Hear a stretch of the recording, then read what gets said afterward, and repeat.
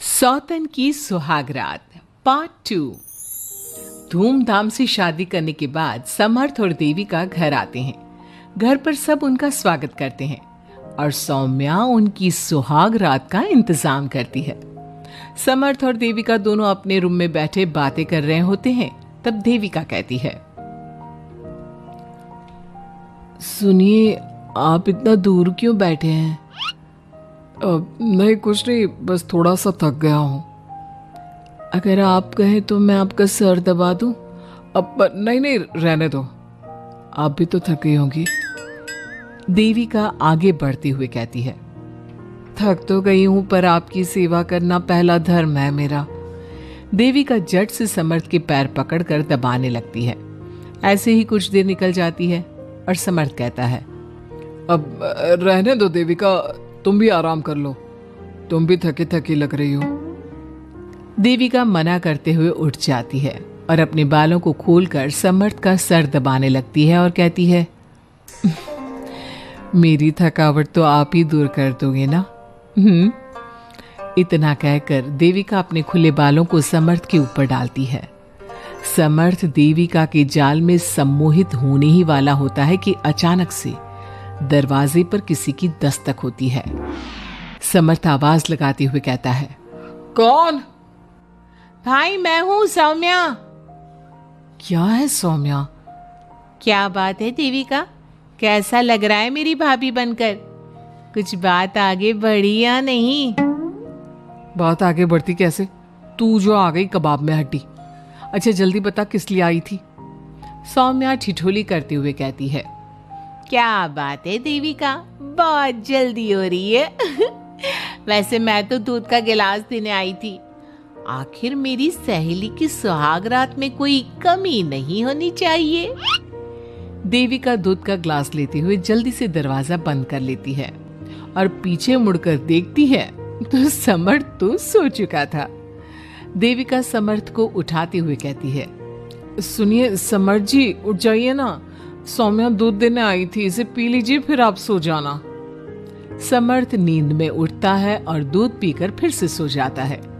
देविका उसके बगल में बैठी कहती है, सुनिए समर्थ जी, आज हमारी पहली रात है और आप सो रहे हो। समर्थ नींद में ही कहता है, देविका मैं बहुत थक गया हूँ, मुझे बहुत तेज नींद आ रही है, तुम भी सो जाओ। सोने के लिए तो पूरी रात पड़ी है, आप उठिए ना और कुछ देर मुझसे बात तो करिए।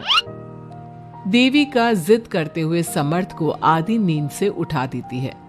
समर्थ उठकर बैठ जाता है और कहता है, बोलिए देविका जी, आपका हुक्म सर आंखों पर।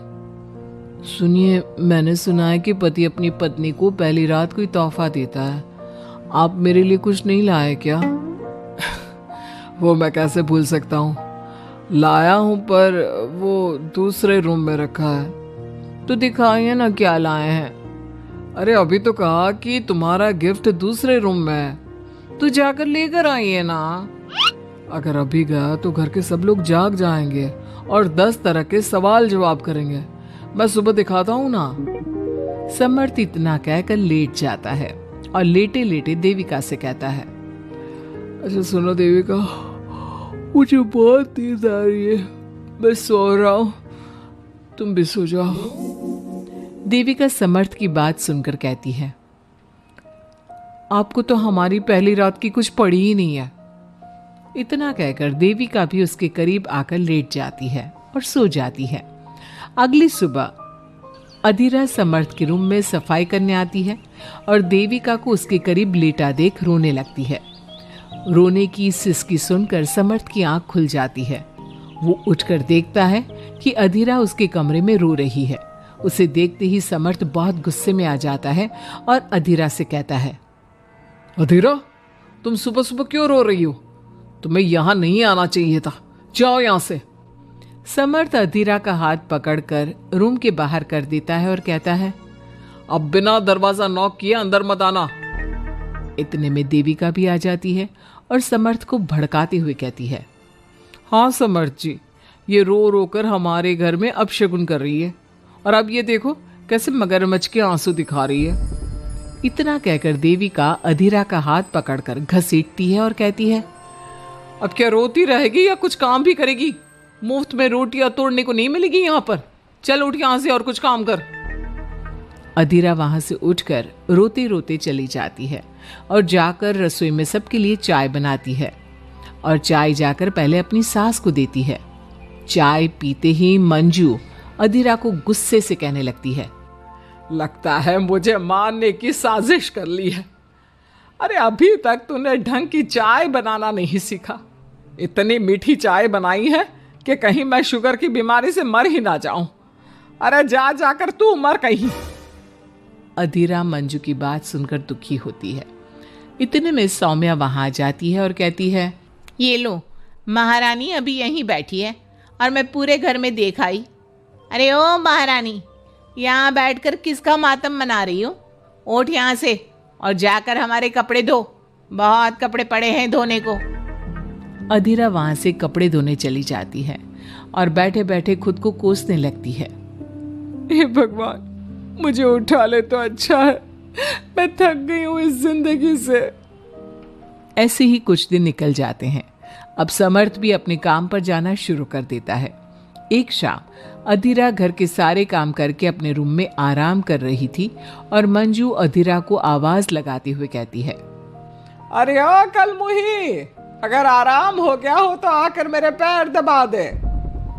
देविका उस समय वहीं से गुजर रही थी और समर्थ का घर आने का टाइम देखकर देविका मंजू से कहती है, माँ जी सुनिए, आप कहें तो मैं दबा दूं आपके पांव। पता नहीं अधीरा कहाँ है। देविका मंजू के पांव दबाने बैठ जाती है और कुछ ही टाइम बाद समर्थ भी वहां आ जाता है और देविका को माँ के पांव दबाते देख बहुत खुश होता है। वो सीधे अपने कमरे में चला जाता है। समर्थ को देख मंजू देविका से कहती है, अच्छा सुन, जा जाकर खाना लगा दे।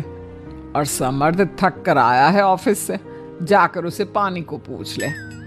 देविका उठकर समर्थ के लिए खाना लगा देती है और रात में समर्थ और देविका सोने की तैयारी करते हैं। समर्थ कहता है, अच्छा देविका सुनो ना, मेरे पास आकर बैठो जरा।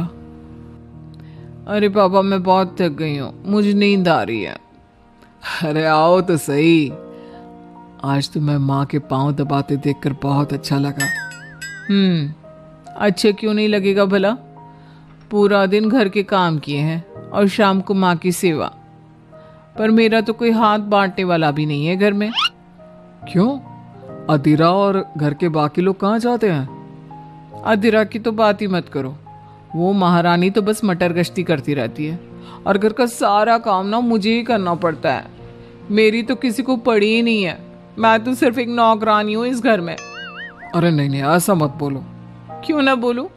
आपने मुझे वादा किया था ना कि आप मुझे रविवार को फिल्म दिखाने ले जाओगे और कपड़े भी दिलवाओगे, पर आपने तो एक भी वादा पूरा नहीं किया। अच्छा बाबा, कल रविवार है, कल ही चलते हैं और तुम्हारी सारी शिकायत दूर कर देते हैं। खुश? दोनों सो जाते हैं और अगली सुबह समर्थ और देविका बाहर घूमने चले जाते हैं। अब समर्थ पूरी तरह से देविका के वश में हो जाता है। देविका जो कहती समर्थ वही करता। क्या समर्थ को कभी अपनी बहन और दूसरी पत्नी की सच्चाई पता चल पाएगी? अब क्या होगा अधीरा का? इसके लिए हमारे अगले एपिसोड का इंतजार।